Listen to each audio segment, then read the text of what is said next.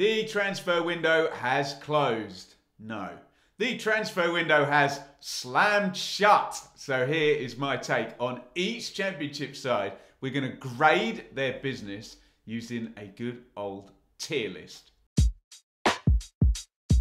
We'll go with as you were if the squad is really no better or worse. Strengthened if it's improved. Weakened if it's got worse in any way. And if anybody's had either a worldy window or a bad exodus, it will be greatly strengthened and, the one you don't want, greatly weakened. Get your opinions as ever down there in the comments. We'll start at the top and work our way down. We're going in strong here with leaders Burnley. I think they are greatly strengthened. Nobody of any consequence to their first 11 left. And it seems like 10 to 15 million euros dropped on another few players from over in Belgium. Obafemi in on loan is pretty well proven at Championship level too. At Sheffield United, lots of talk about Berger and Ndai possibly leaving. Maybe some bids, but ultimately nothing happened really either in or out. So it's as you were for a squad already in a very dominant position. Middlesbrough, I'm a little bit torn between either strengthened and greatly strengthened. Barlasa, Archer and Ramsey, will they be game changers? Will they not? They're certainly going to improve them by some degree. Let's go conservative here and I'll say strengthened, but Borough could have got some game changers. I'm going to go slightly weakened, and this is a short-term view on Luton with James Bree and Harry Cornick, so effective in that first team over the past couple of seasons and, frankly, being replaced by loans. Now, calm down, Luton fans. The good news is the long-term recruitment arc at Kenilworth Road always trends up. And those loans should tick things over nicely for a playoff push until the summer. Watford, God, always a nightmare to figure out because generally, if I'm being honest, I've never heard of anyone they sign. But one or two of these exotic names that come in do tend to work out very well. On the basis that Sarr and João Pedro are still about, and with the benefit of history, I'll go strengthened for Watford. Pretty quiet at Blackburn. I loved Sorba Thomas last season, but is he going to change the game massively for Rovers? Probably not. So I think we're in as you were territory at Ewood Park. For Norwich, unless Arsenal's Marquinhos absolutely tears it up and is one of those completely transformation loan players, I will change my mind. But being that's balanced out by 3 leaving, I'm going to stick on as you were. In terms of Norwich, unless Marquinhos absolutely tears it up and becomes one of those mega transformational loan players, I think we're probably in as you were territory. I'll change my mind if that does indeed happen, but I think his incoming is balanced out by a few outgoings. Millwall, I feel like they're right on the cusp. I'll go just in the strengthened category, being there's been no big outs.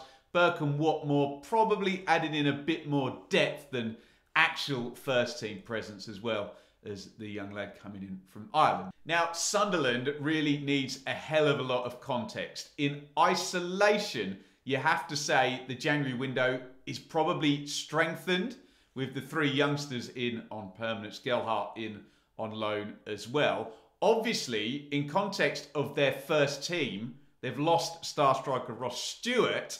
They're probably slightly weaker for that reason, but that is, of course, not a transfer window issue. So I'll stick with strengthened and acknowledge that injury context. With West Brom, I'm a little bit torn. I just feel that all Brighton and Chalobah feels a little bit like depth rather than game-changing stuff. I guess they are stronger for it, being as no one's gone out. So I'll go strengthened, but we're very much in small tweak territory here. Preston, I'll go for a more solid strengthened here. Nobody out, 2 young forwards in on loan, and Josh Onoma still has credit in the bank with me from that filthy playoff goal for Fulham a couple of years back. Now, I suppose on paper it's probably not the case, but I'm going to go in 2-footed here on Swansea and say greatly weakened on the basis of promises made maybe by the owners, deals falling through at the last minute, players throwing their toys out of the pram and either ending up getting loaned out or hanging around and not wanting to be there. Swans fans I heard from last night were not happy. Coventry, well, we've all known for the past couple of seasons that their kind of squad balance hangs on those high-ticket, big names, Gyökeres, Hamer, O'Hare, we've talked about plenty. They are all still there and on the books. We have 3 young loanees and a striker that knows the level coming in. So I think fairly confident, strengthened for Coventry. Bit of a quiet one at QPR. Jamal Lowe was already in. They've less depth, I guess, with a few leaving. Chair still around. Willock needs to get going again, so we can refer to them as Chair and Willock. Let's go as you were, but on the lower end, if that makes sense. I like where Hull seem to be going under Liam Rossignol, and this window certainly feels a lot less scattergun than previous ones under Mr. Ilichali. I can't go greatly strengthened because it's 3 loanees, but a good solid strengthened. Now, there's 2 reasons why Reading is a particularly strong as you were. One is that we're still in run everything by the EFL land. And 2, I sat down at Luton last night and Paul Ince and Alex Ray sat down next to me, so I knew nothing was going to be happening. Bristol City, I'm afraid I've got to put the weight on the players going out. Let me say first though, love Mehmeti at Wigan, great pickup. And Cornick, always a nuisance up top at Luton and a good age, knows the level.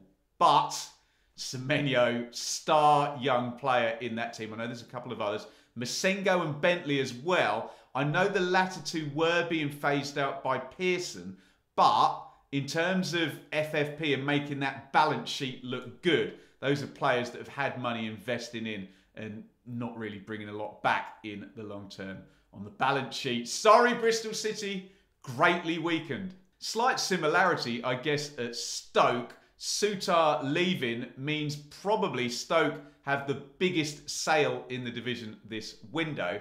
The question is, does one star Premier League level player outrank 5 short-term loanees? Look, they'd obviously beat him in a 5-on-1, 5-a-side match, but I think most football fans would rather have one of their own than 5 short-term loanees. So, for that reason, I'll go weakened. Pretty quiet at Birmingham. Obviously, good news to convert Longello to a permanent. One winger returns on a loan, one arrives. I don't know, experienced centre-half in for depth. Just looks like maintenance to me, to be honest. As you were. For Rotherham, we can make slight comparisons to Stoke. Big key player out in Barlaser. Key creative influence too. They did keep the top scorer Ogbene though, and there were lots of rumours about him possibly being off. The difference here though is there's a couple of permanents in Hugill and Morrison to add to the 5 loanees, and Hugill and Morrison know this division very well. I can't go strengthened when the most creative player has been sold. Let's say this is a very complicated, with lots of moving parts, as you were. At Cardiff, it was positively silent compared to the bedlam of the summer window, where Steve Morrison had a squad built for him. He's since left the club. I know very little about the lone striker in from Midtjylland, but there is an obvious hole in the team there.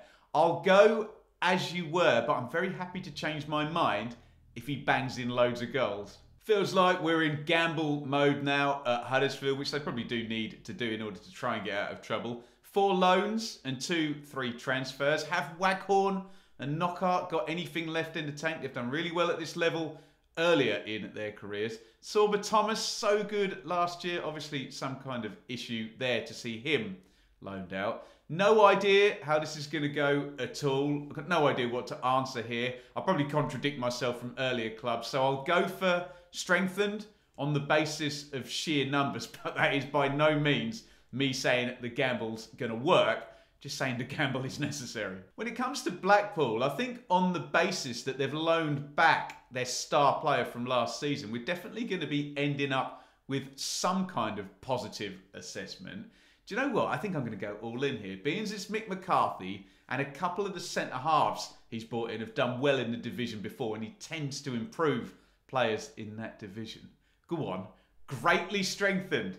How about that? Finally, Wigan. They've brought in numbers, but given the upheaval in the dugout through the last couple of months, I'm not sure whose signings they are or how indeed they fit in with the newest manager, Sean Maloney's ideas. Let's go as you were, and hopefully for the sake of the Wigan fans, a couple of these youngsters perk the team up. They need it.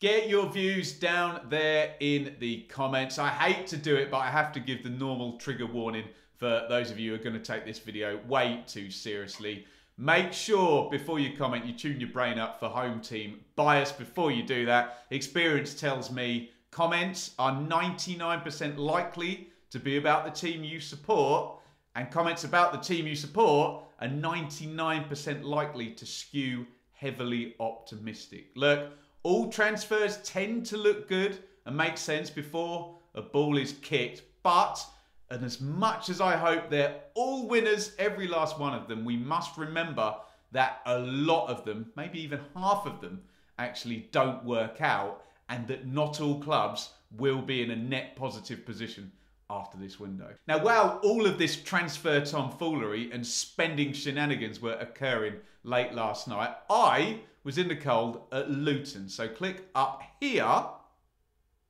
to see what went down as the Hatters attempted to get into the top four on Sabri Lamouchi's dugout debut.